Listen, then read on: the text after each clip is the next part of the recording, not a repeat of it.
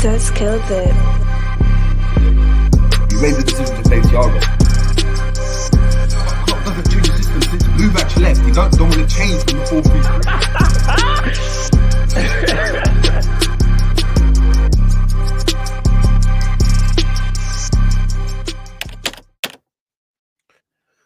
What's going on, people? We are back again on the J James Show, and thank you so much for tuning in to the first video, yes, long awaited first video for the members. Now, this is a video that, and these videos, these members videos are videos, that I'm very appreciative of, because obviously you guys are contributing to the channel. You guys are the real OGs. You guys are the ones that are helping this channel grow. So first of all, thank you so much for obviously being members of the J James Show, being part of that gang. A lot of you guys are OGs, and listen, when this channel grows, you guys are coming with me, and that's without a doubt. So thank you so much.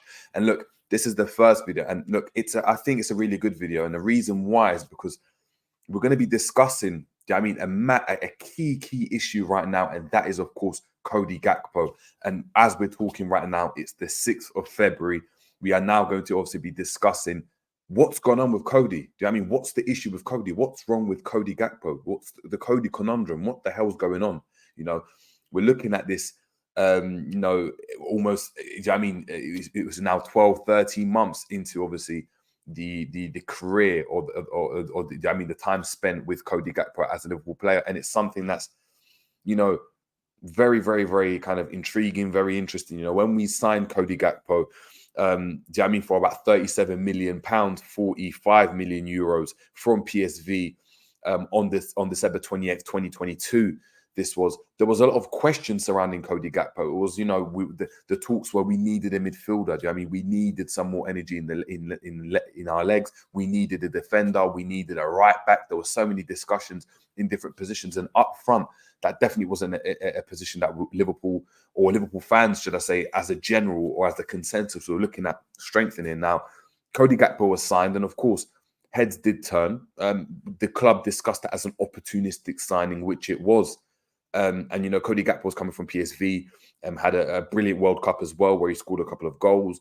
Very, very kind of prolific and creative, and I think that's the main kind of word we're going to be using today. Very prolific and creative when it came to his time at PSV, captaining the side as well. PSV doing very, very well in the Europa League. The likes of Xavi Simons obviously moving on to better things now with RB Leipzig, and obviously PSG signing him. So there was a lot of kind of optimism surrounding him, and he did start off quite slow. However, scoring obviously his first Premier League goal against Everton, like his fellow Dutchman Virgil van Dijk, going on to score the couple goals against Manchester United, really, really kind of paved the way for Cody Gakpo, and his dynamism and his ability to go and play in different positions, his technical ability, his technical qualities, his ability to finish. It really, it boded well for that season. And towards the end of the season, we saw how important he was in the run-in, especially playing in that false nine position. And then, of course, with the struggles of Nunes, he went and supplemented that very much so. And going into this season, a lot of us thought, this would be the season where he'd be able to take off, and it just hasn't worked out this season. And for the members, I've put a lot of effort in. So, of course, we're going to be going into depth in terms of what's going on with Cody Gakpo. And the first thing to obviously go and look at and discuss is, of course, we start, and what I'm going to do is compare how he was last season. And I think comparing him to last season to this season, especially his time at PSV, comparing his time obviously with PSV at Liverpool, and then to this season, will give us a very, very good kind of overview of what's going on with Cody Gakpo and why I think he's not performing to the level that I think he could potentially do, and why there are actually some murmurings and some fans actually calling for the sale of Cody Gakpo. Now, I want you guys to let me know in the comments what you think of that there. Straight off the bat, let's just get into it. Cody Gakpo. Now, these are the stats for Cody Gakpo. For playing for PSV and Liverpool. So these are stats from last season. He played 50 games in all competitions last season, scoring 20 goals and getting obviously attaining 20 assists. He scored 14, obviously in 14 Eredivisie apps. Obviously, that was the first part of the season because he spent half the time, obviously, in the Netherlands. He scored 9 goals and had 12 assists. So really, really, creative, very, very kind of affluent, double figures in goals and assists almost in the league. Very, very promising. You can see why Manchester United were linked with him when Liverpool were able to go and obviously nip in there. We can see here, obviously, 149 minutes per goal. When you compare that, obviously, with Liverpool, and this is the first sign of, something not going well, and how he's not been able to really replicate what he's done for PSV at Liverpool. 21 Premier League appearances, 7 goals and 3 assists, a massive drop-off in assists. In terms of goals, very similar. We have to obviously take into consideration that, of course, he played more goals. It is a harder league, but the goals are more or less matching up, right?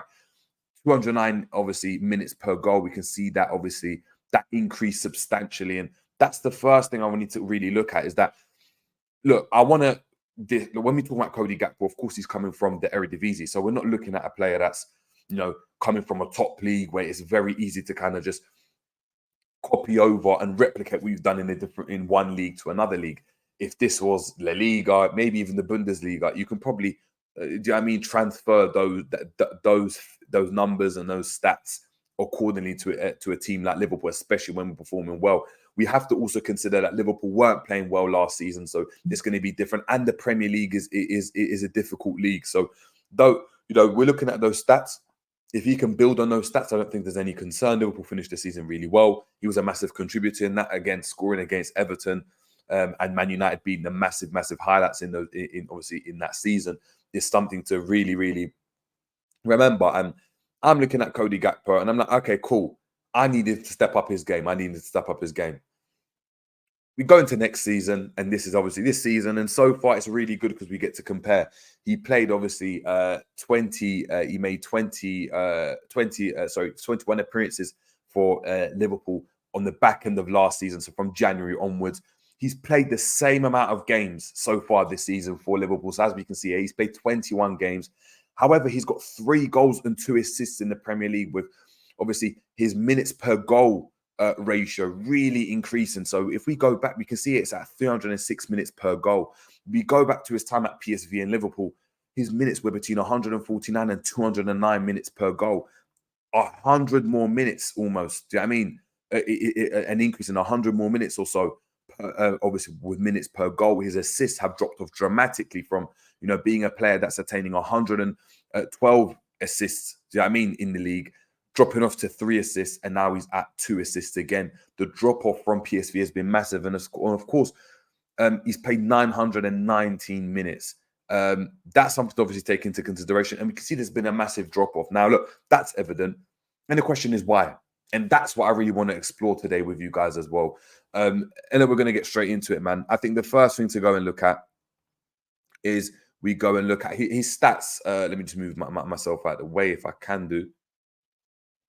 Oh, no worries. I'm just going to have to stay like this. Well, as you can see here, we've got the stats here. And the stats, these are, of course, from Football Ref. So they are very, very,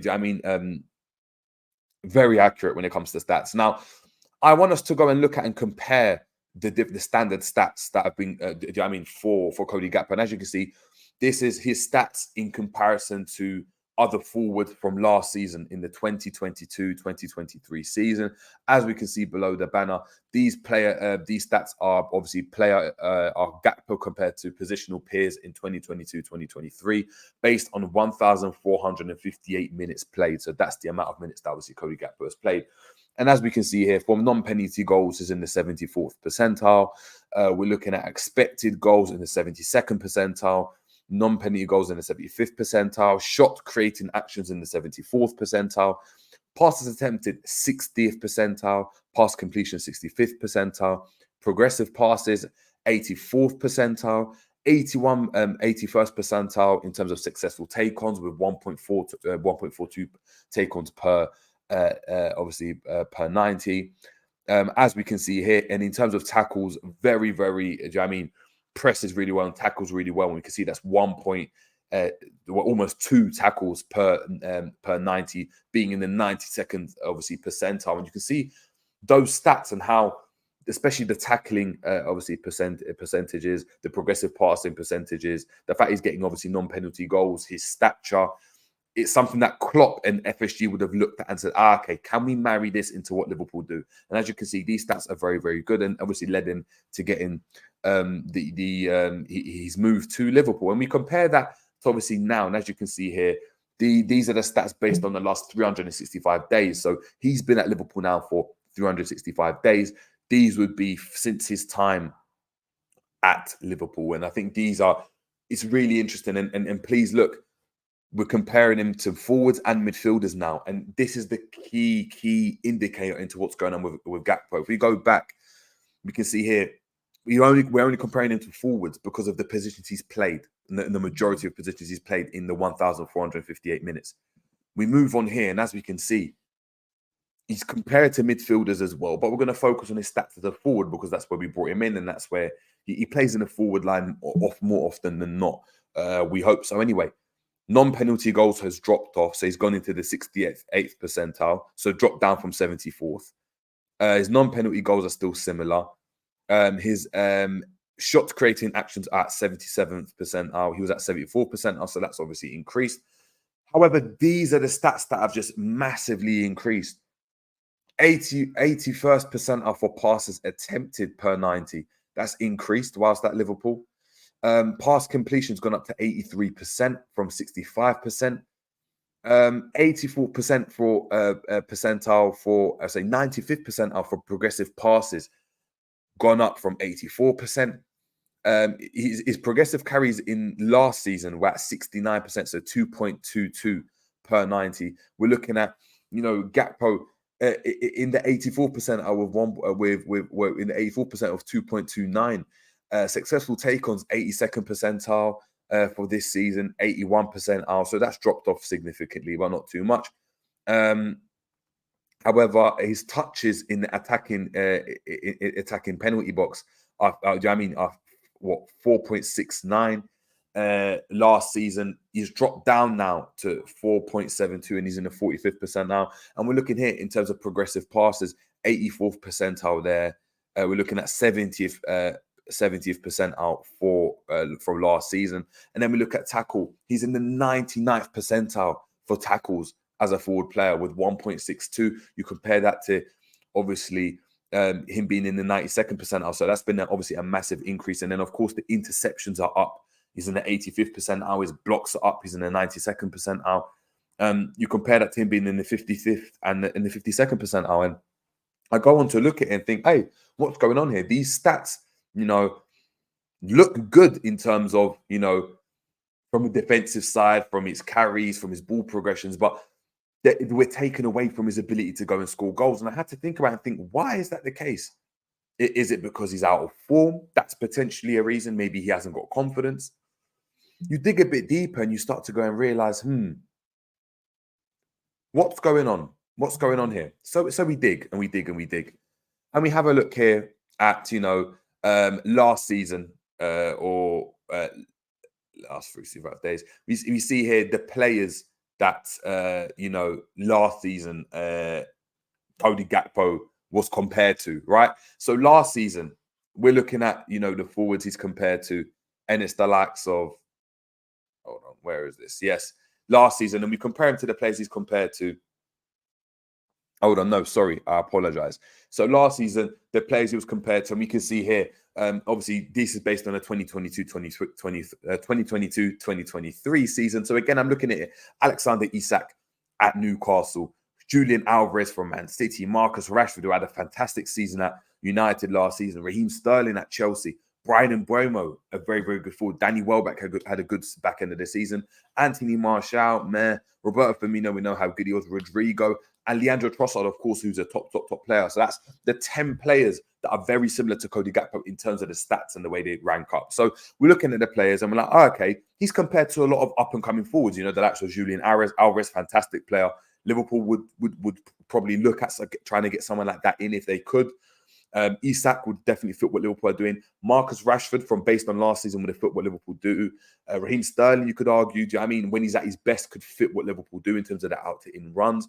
Brian Mbeumo has been a player that's actually been linked with a move to Liverpool or a backup to, obviously, to Salah, or the backup to the forward line. Not saying he's a potential starter, but he's a player that kind of fits the mold of what Liverpool do. We know about Bobby Firmino, we know about Rodrigo, and of course, Leandro Trossard. We saw what he done to us on the weekend. Do you know what I mean? At the Emirates, and what he's done to us at Brighton. So top players, and you can see how they kind of marry up, and they do. This completely changes. And when we're looking this season, these are the players that Cody Gakpo is similar to. Gabriel Jesus, Cunha, Alexis Sanchez, Jonathan David, Gerard Moreno, Danny Welbeck's up there, Omar Marmoush, Antoine Griezmann, of course. These are all players, Federico Chiesa, these are all players that aren't necessarily in the team to score goals. And although Antoine Griezmann, obviously one of the most underrated forwards of the last decade, top player, we didn't necessarily expect that from Cody Gakpo. We dig a bit further, and then, of course, we're comparing him to midfielders as well because of the amount of games he's going to play in midfield, apparently. Takefusa Kubo, of course, but, you know, he plays in midfield, can play on the right. Romano Schmind, Abdoulaye Doucouré, Jonathan Bamba, Kai Havertz, Julian Brandt, Seko Fofana. These are all players, you know. Kai Havertz, an interesting one, another player that, you know, what is Kai Havertz? And this leads me on to obviously the discussion. When we're talking about Cody Gakpo and what's going wrong is, what is Cody Gakpo? Is Cody Gakpo a left winger? Is he a centre forward? Is he a centre mid? Is he a number 10?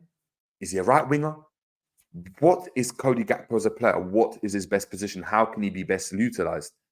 This season, we really don't know. Last season, some of us would have said as a centre forward. However, it hasn't worked out this season, him playing as a centre forward, especially since our change from what we were doing in terms of having a false nine. As a right winger, he's been really, really poor. And Kai Havertz is another one that, you know, we banter and other, you know, fans banter about, and we talk about Kai Havertz and say, what is he as a player? And they're enigmas, and they're very similar in terms of the players they are. We don't know what positions they really play in. We don't know what they are as players. It's difficult to see what they offer on the pitch. When you look at the stats, of course you see it. Tackles, pressures, I'm in the 95th percentile. Do you know what I mean? Loads of progressive carries, good on the ball, good technical ability, but they don't really fit into the system of the team. You know, Kai Havertz, he's not really a striker of sort. He's not a stereotypical left-sided midfielder in that 8 position. He's not, of course, a 6. He can't really play on the wing. Gakpo, again, for Liverpool, can't play on the wing, or he doesn't get chances on the wing. Plays up front, it's okay. He's played in midfield. He's even played out right wing. He's become a utility player. Now, the question is, with Kai Havertz, this has been a recurring theme. I mean, it was a theme when he was at Bayer Leverkusen. He played in this kind of false role, in this number 10, false 9 type of free-flowing position. So, you know, we moved to Chelsea and we thought he'd play as a number 10 or as a false 9. Played everywhere. He played everywhere. And again, Chelsea fans would kind of allude to the fact they didn't know what his best position was. Gakpo, however, is a bit different. He's a bit different. You go to his PSV days and you start to see something really, really interesting. Of course, we go back and we look at the stats. We can see here last season, very prolific, 20 goals and 20 assists in 50 appearances. That is a fantastic return. 40 GA in 50 games across Liverpool and PSV. Fantastic, fantastic stats. Really, do you know what I mean? Like, if Nunes was getting that every season, he'd be one of the best players in the world. Like, that's how good those stats were. And I don't think we really recognize that because obviously we didn't watch the Eredivisie. And of course, he played in the World Cup, Europa League, etc., etc. This is what I want to go and have a look at. These are the stats here that he's gone and played for Liverpool. So when we're looking at the amount of positions he's gone and played for Liverpool, as you can see, he's played as a right wing, he's played as a left winger, he's played as a centre mid, and he's played as a centre forward. We can see here, he scored 13 goals and had 5 assists, right? So 17 GA. 18 GA in 36 games as a centre forward for Liverpool. So people can see this. He's got 1 goal as a centre midfielder, 1 goal with 2 assists as a left winger, where he's only played 8 games as a left winger. 8 games, and that's really crucial to go and see. 8 games, and he's had 1 goal as a right winger for Liverpool. So the majority of his time he's played as a centre forward, 36 games. We compare that to his time at PSV. He played 15 games as a centre forward. 6 goals, 2 assists. That's the return. As a left winger, look at his stats.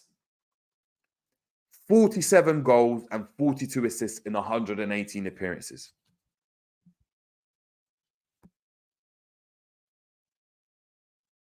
47 goals and 42 assists in 118 appearances. You compare that to his, on the right wing, he played 14 times over his time at PSV. 1 goal, 4 assists. As an attacking midfielder, he never played as a centre midfielder. As an attacking midfielder, 1 goal, no assists in 1 appearance. He played once in midfield. Now, is this the issue? Is this the problem when it comes to Cody Gakpo? Are we looking at Cody Gakpo and saying, hey, for Liverpool, he's played the majority of his games as a centre forward, 13 goals, 5 assists. He's not getting a chance at left wing. He's had 8 appearances under Klopp as a left winger in all competitions. 8 appearances. Is Jurgen Klopp getting the best out of Cody Gakpo? Is Cody Gakpo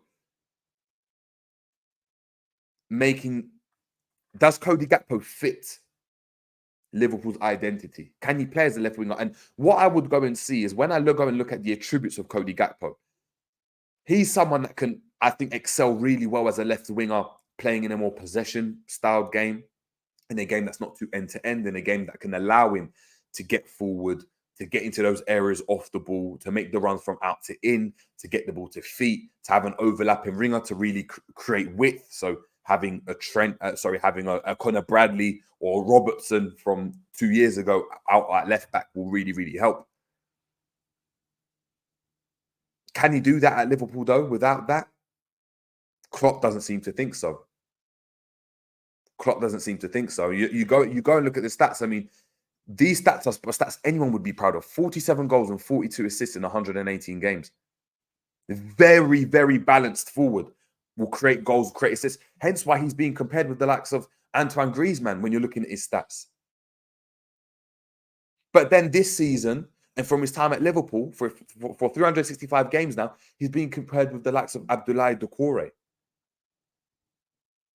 with the likes of Matheus Cunha from Wolves, another player that he's not really a striker, he's not really a number 10, he's played in midfield, he's a winger, again, that type of forward. However, he's the one that gives you the output, and he can do it, and he's done it at the Eredivisie. And of course, again, it's not the Premier League, but he's playing in a better team. We're performing really well. Nunes is improving. Cody Gakpo should still be given a chance to improve and should be given a chance to go and play out wide. With Nunes, we're giving him every opportunity to play in the middle. Why is Cody Gakpo not being afforded the same treatment? Is it because his understanding of the game is much better? Is it because of the Dutch philosophy that they were brought up in? He really understands different positions. I understand that. But I think for Cody Gakpo to excel, we need to start playing on the left wing. And that's for Cody Gakpo to excel. Now, the question is, does Cody Gakpo excelling in itself benefit Liverpool? It could do if he's scoring a ton of goals. But that may hinder what Liverpool do in every other area of the pitch in terms of what we do with their left back, how we go and use our forward, how we go and use our midfield. And all these things contribute to the fact that Cody Gakpo does not fit or does not perfectly fit what Liverpool are trying to do. Hence why he will never go and play in his preferred position. And if you go and look at the trend here again, 36 games, 13 goals and 5 assists as a centre forward, with all the other positions being spaced out, actually playing more games in centre midfield than as a left winger. We go and look at his goal that he scored against United. The first one came as a left winger. That performance against United came as a left winger. His performance, against Everton when he scored his goal came as a left winger. The 2 games that I always stand out to me as a Liverpool fan, watching Cody Gakpo. And that's the question we've got. I think the Cody problem is not his ability. It's not his work ethic. We can see it here. His stats have improved in terms of his tackles, his pressures per 90. That's all increased. But his output has significantly decreased. And I don't think that's due to a fault of his own. Of course, there's situations he could do better in. 100%, he's got to take some accountability. But the system doesn't help him. The fact that he doesn't get a run of games doesn't help him. If you compare him to last season, he's playing loads. He played 50 games last season.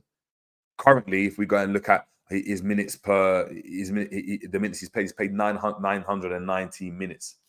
We divide that by 90, right? Let's do that now. 919 minutes.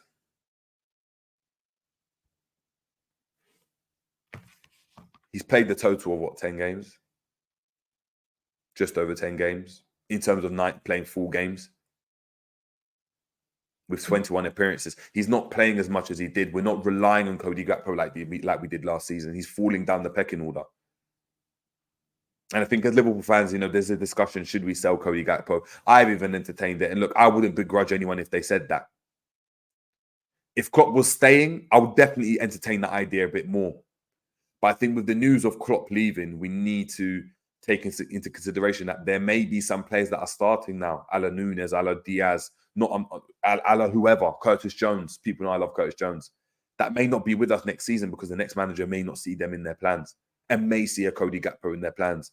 And as you can see, any team that can get a Cody Gakpo and unlock Cody Gakpo have got a player there. It's just how do Liverpool go and do that?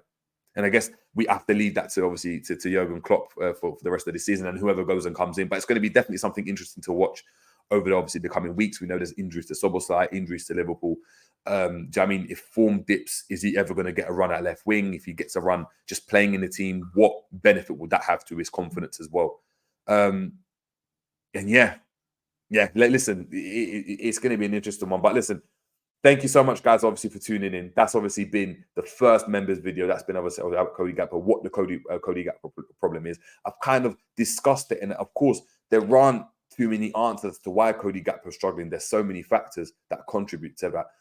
What I'd want you guys to do, please, is people are on the members. Please head over to Twitter, head over to Instagram, head over to Facebook, wherever you go, and start to I don't know, click me up or state that you've watched this here, state that you had this obviously this discussion with me, and let me know and let everyone know what you think of the situation. Let me know whether you agree with me. Let me know if you think I'm missing anything out. Let me know if you think Cody Gakpo has a future at Liverpool, whether that be with Klopp, post-Klopp, or however else it works out. As you guys can see, the stats are all here, so you can take the stats, you can do what you want with them, be a bit creative with them. Maybe I'm missing the point in terms of why Gakpo's not good enough for Liverpool, or maybe why he should be starting every single game.